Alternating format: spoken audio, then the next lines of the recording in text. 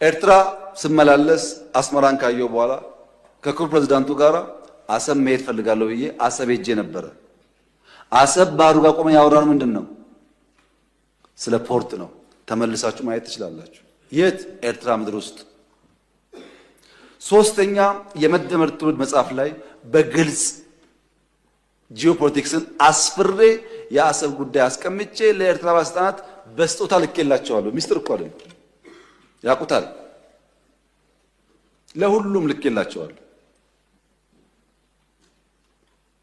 አራተኛ እናንተ የምታውቁት የዛሬ 6 ዓመት 5 ዓመት ባህር ኃይል አቋቁመናል እኮ እና ምን እዚህ ውስጥ ነው አይኑ ባህር አቋቁመ ነው።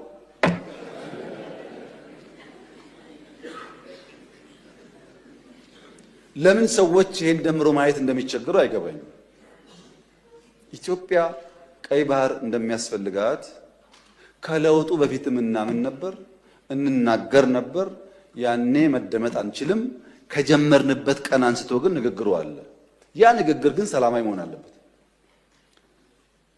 የተከበሩ እንዳነሱት ከኤርትራ መንግስት ጋር ተስማምተን ከዚህ ወደ አሰብ ሄደው መንገድ ጠግነን አልኩኝ። እንከፍታለን ጠግነን ነበር። ከጠገን በኋላ ችግር አለብን፣ ፖርቱ ተዳክሟል አሉን። አሁን አንዳንዶች ልክ ጸቡ እንደ ኦቨርናይት የመጣ ይመስለዋል። እንደዛ አይደለም ታሪኩ፣ ስለማንናገረው ነው። መንገድ ጠግነን ከጨረስን በኋላ ፖርቱ ችግር አለበት ሲሉ የጋራ ወዳጅ የሆነ ሀገር ለምነን ጄኔሬተር እና ክሬን በእርዳታ ወደ ኤርትራ እንዲመጣ አድርገን አሰብ ፖርት ሲደርስ የኤርትራ መንግስት አልፈልግም ብሎ መለሰ።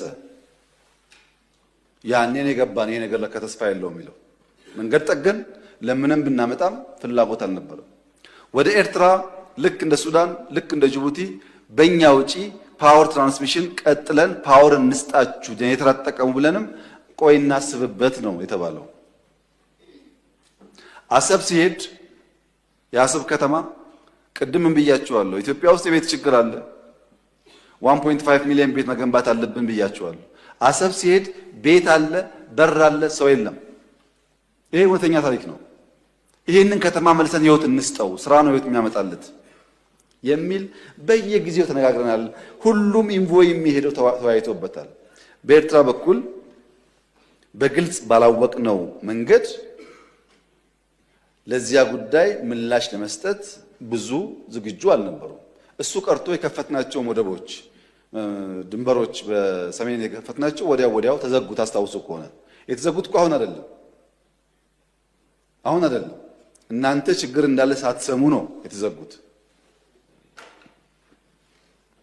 እና የኤርትራ ህዝብ አሁንም ወንድም ህዝብ ነው፣ ምስኪን ህዝብ ነው፣ አገሩን ለቆ የተሰደደ ያለ ህዝብ ነው። ከዚህ ህዝብ ጋር በጋራ መስራት መተባበር ፍላጎታችን ነው። በፍጹም የውጊያ መሻት የለንም። በህጋዊና ንግግር ሊፈታ ይችላል ነው። ለብዙ ሀገራት በተናጠል ተናገር ያለው ምክር ቤት መስራት ከፈለገ ግን ለአሜሪካ፣ ለቻይና፣ ለራሻ፣ ለአውሮፓ፣ ለአፍሪካ አሁን በተከበረው ምክር ቤት መግለጽ የፈለገው ነገር የኢትዮጵያ የቀይ ባህር አክሰስ ጉዳይ አይቀሬ ስለሆነ ቅድሚያ የሚሰጠው ሰላምና ንግግር ስለሆነ እባካችሁን ሸምግሉንና መፍትሄ አምጡልን። ይሄው ጥያቄያችን። እኛ አሁን ሸመግልላችኋለን ሰላም ያስፈልጋል እያሉ ማዘናጋት ከሆነ ግን ብዙ መሄድ አይመስለኝም፣ ጉዳዩ አይመስለኝም። ይሄ እኔ ስለፈለጋችሁ አይደለም፣ ናቹራሊ አይሆንም ነገርየው። በአንድ ቀንም አንመልሰውም፣ በአንድ ቀንም አላጣነውም። ናቹራል ሂደቱን ተከትሎ ይሄዳል።